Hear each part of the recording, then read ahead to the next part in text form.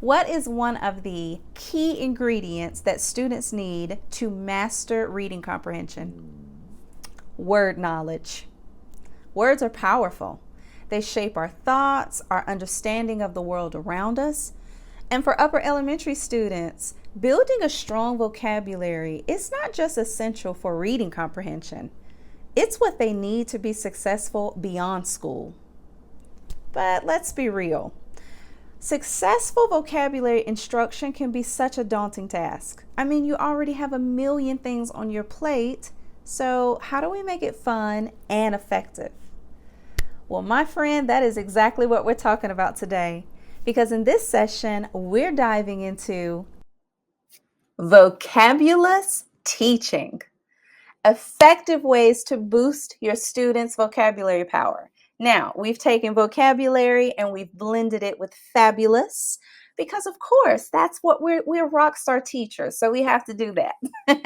In this presentation, we'll explore some creative and proven strategies for helping upper elementary students learn vocabulary words in a way that's both memorable and meaningful. So, get ready to power up your vocabulary instruction.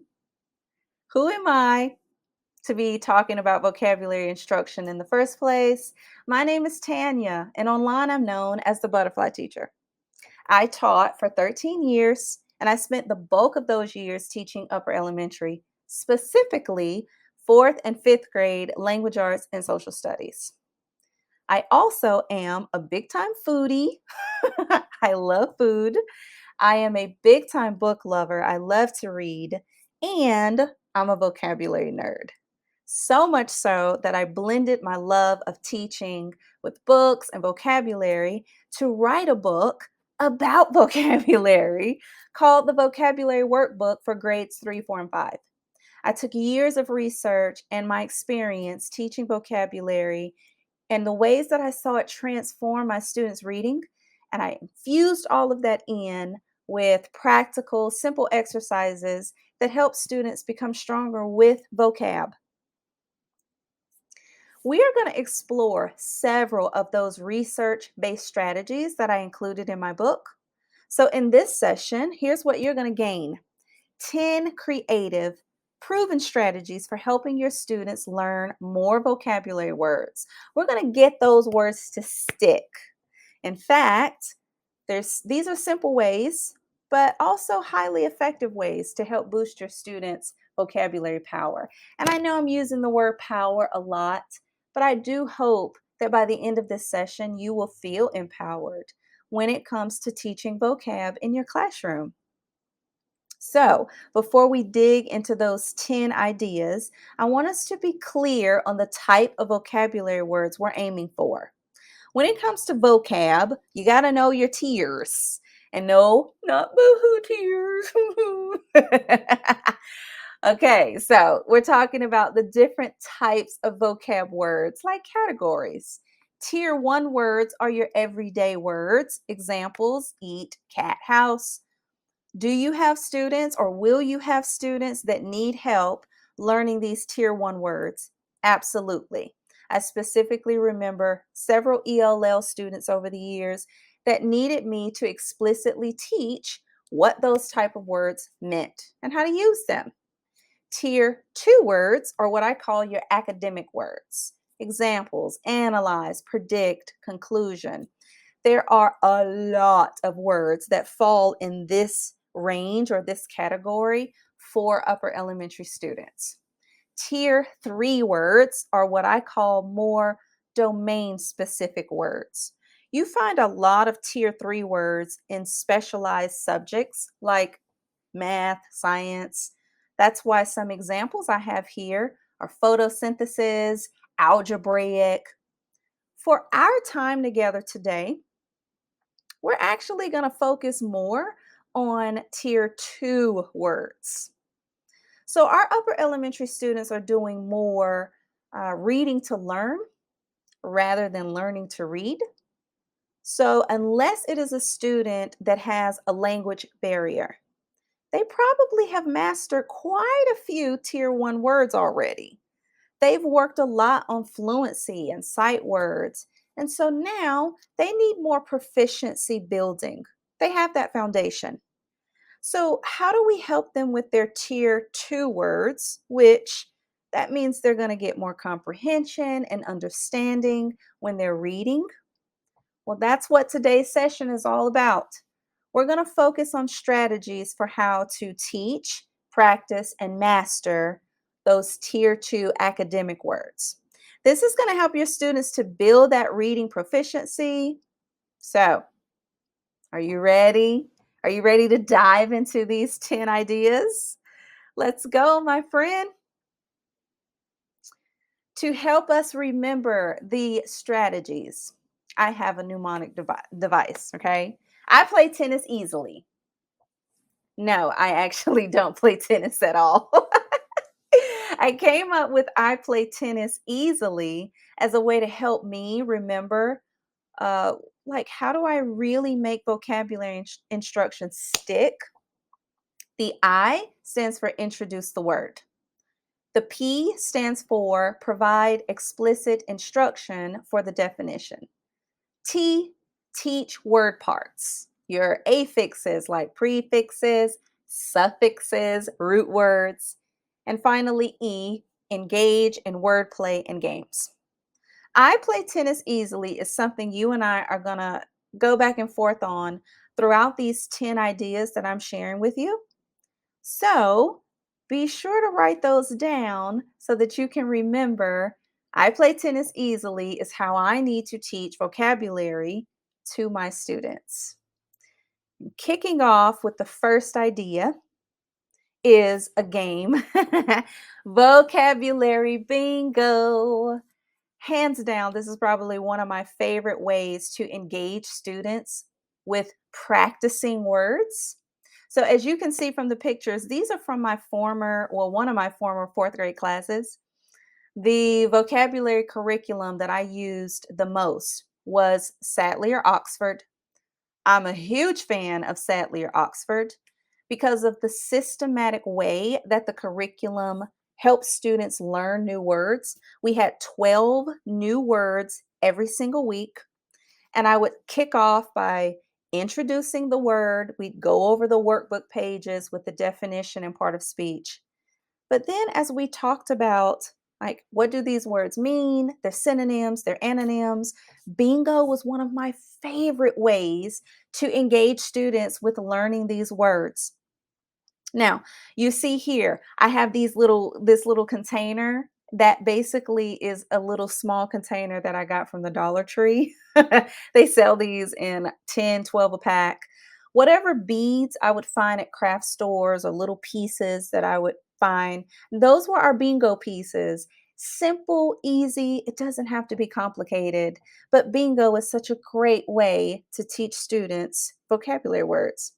You can play it with the whole class, or you can break students into small groups. I highly recommend it. When we think back to I play tennis easily, remember the I stands for introduce the word. Well, Synonym Go Fish is a wonderful way to help build on what that word means as soon as you introduce it. Because once they know the definition, it helps for them to see variations of what that word means. So, to review, again, this is my former fourth grade class. This is something that I would have students do with a partner. I would have the words already printed on, as you can see, like simple pieces of paper. It doesn't have to be fancy, unless you want it to be, of course. But then they would practice with a partner, turning all the words face down and then flipping them over two at a time to see, do we have a match? Even if you don't have a dedicated vocabulary curriculum at your school, but you want students to be doing word work activities. You want them to be engaging with words during centers or with a partner as a way to boost more vocabulary, get more tier 2 words in their system, so to speak. Then Synonym Go Fish is your friend. You can come up with what are the most research-based tier 2 words for your grade level. Put it in the blank. And then once you get that list, You put them on cards and you have students play Go Fish. I love this game because I didn't have to change out centers every single time for this activity. In fact, I would keep blank cards with the cards that had words typed on them. And as we learned new words throughout the year, my students would add to that by writing on the blank card and continuing the Synonym Go Fish game. So it was perfect. I didn't have to, like every month, I got to get new words and I got to add to this center. Nope, I didn't. It was a super easy center, and the students loved playing this game. I also would highly recommend to extend on this anonym card games because when students know different variations of a word, what it means, knowing the opposite, it just really solidifies that word in the student's mind. So we would play two different card games when it came to learning antonyms. I taught my students to play a card game where you put the cards in the center like a deck, and then each student, you pull cards. Once you get a match, you keep those in your hand. If you don't have a match, then you have to put a card down. And the person who ends up with the most matches at the end of the game wins. Or you can do something like Go Fish with antonyms. Just have students put all the cards down and keep turning them over until they find a match. Bingo, Go Fish, different types of card games.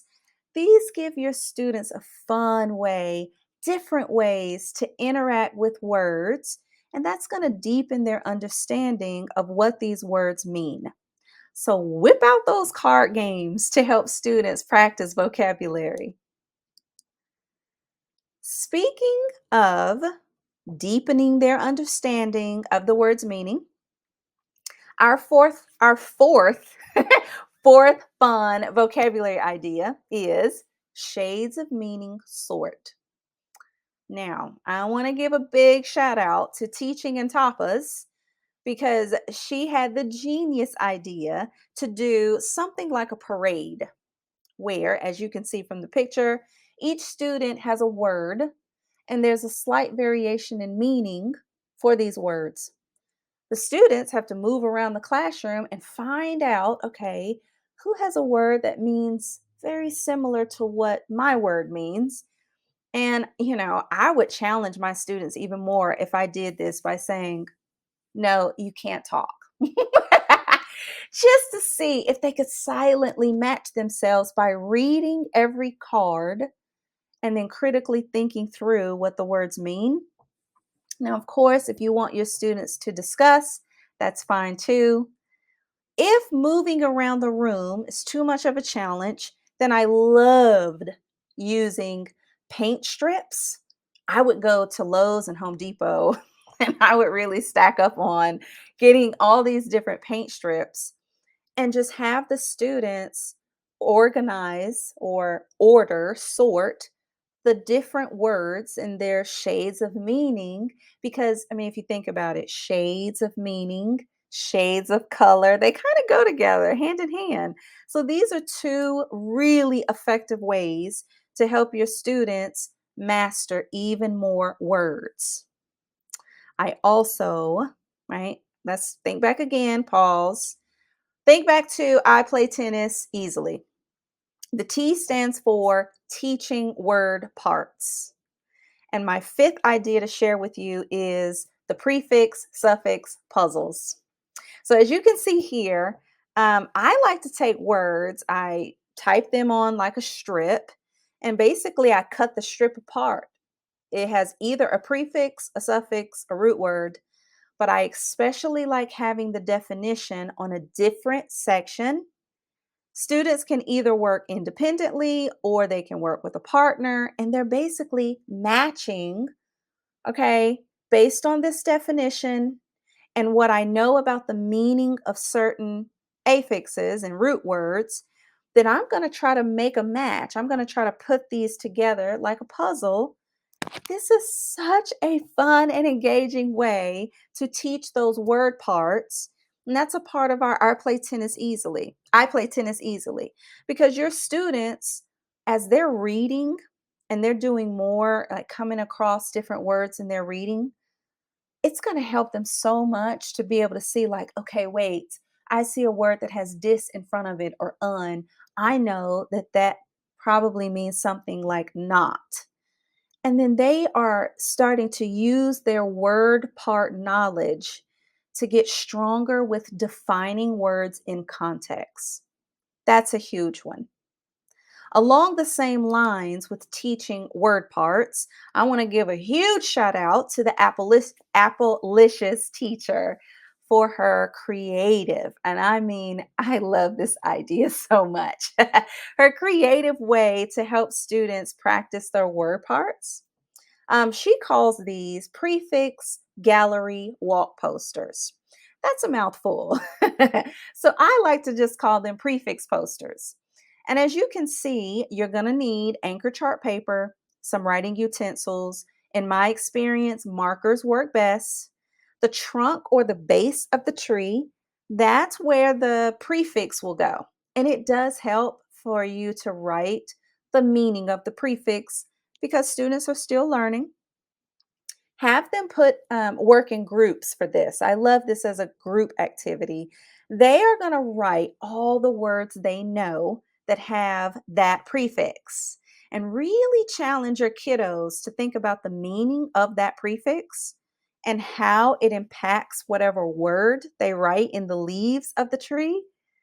I would often extend this activity by having students like do some sort of writing to go with it. So then they would have to write a sentence. Choose one of the words in the leaves and write a sentence, or write a silly story. Take all the words that you came up with and write a paragraph like a silly story using all of these words. Then we'd put these posters up on a bulletin board or hallway or in the classroom and have that as a reference. I think it's such a creative and powerful way to practice word parts. And another, yes, another seventh idea, another way to teach word parts is with a game, board games, right? I love board games. I created this game called Greek and Latin Land, and it takes the concept of a board game where students have to spin a wheel and land on either a prefix or suffix, and then they have to move on the board to find a word that takes that prefix and suffix with a root word. And then they keep going through these steps, working with different Greek and Latin root words. You can use, right, even if you don't use the Greek and Latin land game specifically, a similar concept would be to take something like Chutes and Ladders, a simple, easy to use game board, and combine that with maybe some prefix, suffix, task cards, or Greek and Latin task card set, because then your students will roll the dice or spin the spinner and move along the game board. But in order to move, they have to answer the questions correctly. My my former students loved playing Greek and Latin land. This is one of those games where they would get so rowdy, and it's like, okay, I feel bad for having to get on you all because you're learning and you're having fun learning. That makes my teacher heart so happy. But you're kind of too loud, so I need you to calm down.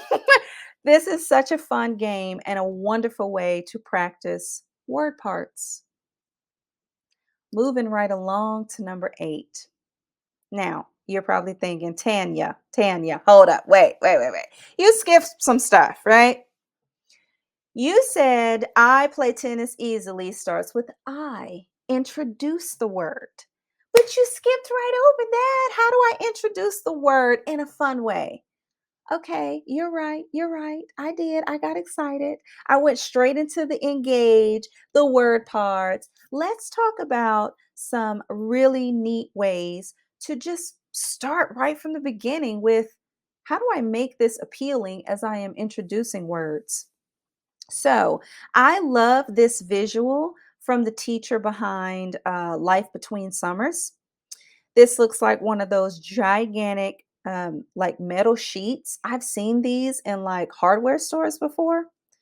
And I imagine that there's either tape or magnetic, like those little magnets on the back of each of these. As you teach new, fresh words to your students, it helps so much when there's a picture. If you have an image or some kind of icon, something visual to attach to that word, it is going to, like it's almost like creating a tattoo on their brain because when they hear that word, when they see that word, especially with the definition, the visual image goes with it. That helps them with their understanding. It helps them build background knowledge too. When they're reading, they can create those images when they see those words. I also love, if you can't tell by all my other examples so far, I love hands on learning. So anything that students can manipulate and move and touch. And to me, this sheet pan idea from Life Between Summers, not only can you use it to introduce new words, but then you can repurpose this thing. Like, okay, for a small group, I'm going to have one group put all of these words and pictures and definitions together on the sheet pan. And I love that because then it can become a literacy center. When introducing new words, we're still on the I for I play tennis easily. The Frayer model is a graphic organizer that has been proven, over and over and over again, to be a highly effective system, strategy, method, whatever you want to call it, for vocabulary instruction. And I love how the creator of this reading mama takes the Frayer model and puts this really creative spin on it with vocabulary comic strips. So basically, the Frayer model, if you're not familiar with it, you introduce the word, but then you have these four boxes where they put the definition, facts, examples. I've also seen Frayer models that have one box that's the picture, another part that's the word of speech, another box that's synonym, antonyms. Well, this Reading Mama's vocabulary version takes a lot of those similarities from the Frayer model. You write the word at the top, you have your definition in your own words. I think that's important for students to explain in their own words. Draw a picture of what it means. There's that visual element. Use the word in a sentence, and then write a word that means the opposite. All right, there we go with the antonyms again. What a powerful way to get students acquainted with new words.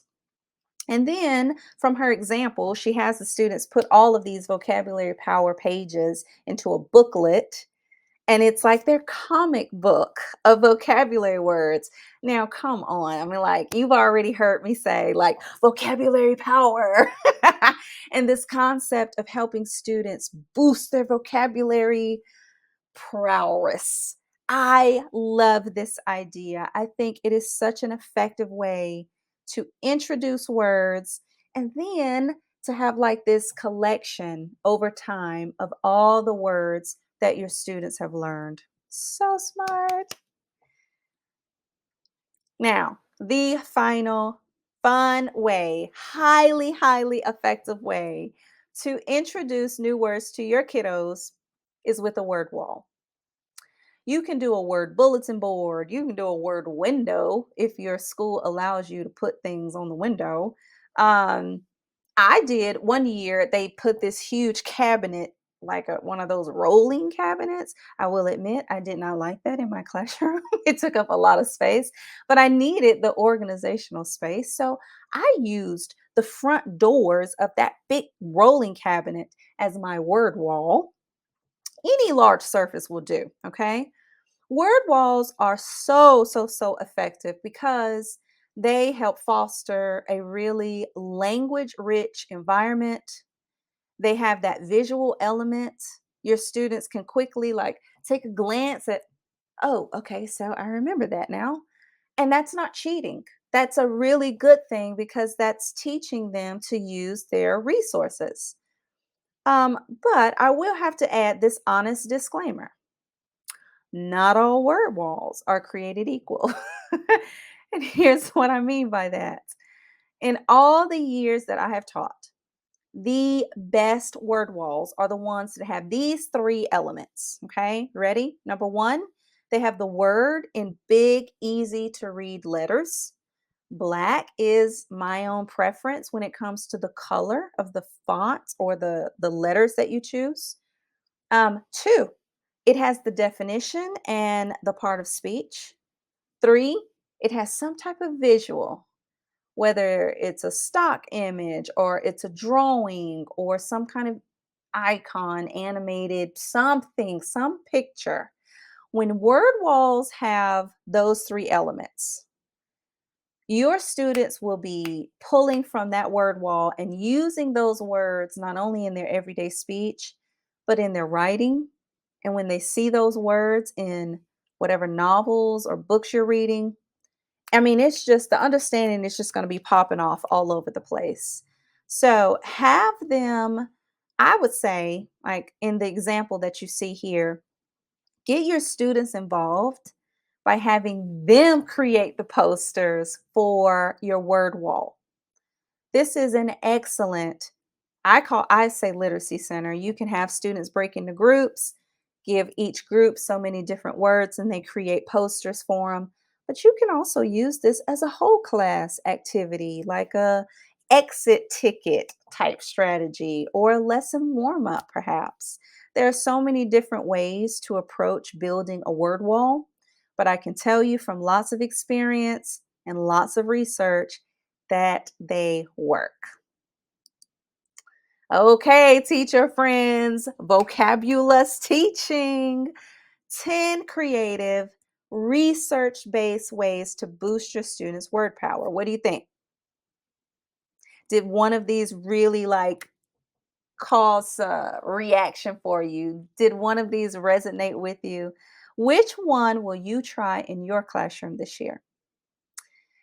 If I had to choose one favorite, then I would be in so much trouble because honestly, each one is effective in different ways.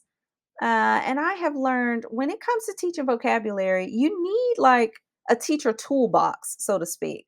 And you need different tools, different strategies in order to get the job done right. I have shared just 10 ways, 10 tools for you to add to your teacher toolbox. Honestly, though, I could share 100. I mean, if I had time, because I love teaching vocabulary. I love helping students build their word knowledge. I mean, I could just go on and on. We could talk for days about vocabulary ideas.